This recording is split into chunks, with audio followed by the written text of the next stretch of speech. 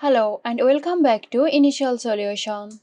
In this tutorial, I will show you how to set PotPlayer as your default media player. So let's get started.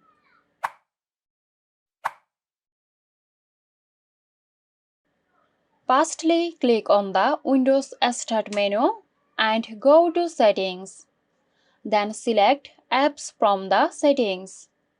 In the Apps and Features section, click on Default Apps in the left sidebar.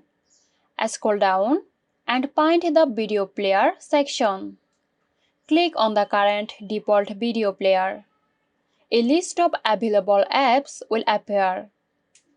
Select PotPlayer from the list. Once selected, PotPlayer will be set as your default video player.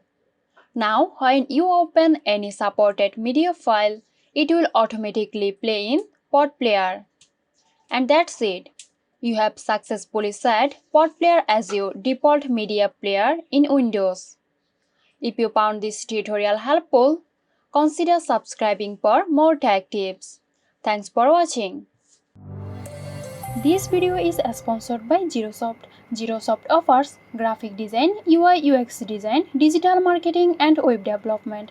Elevate your brand with Xirosoft today. For more details, check the description box.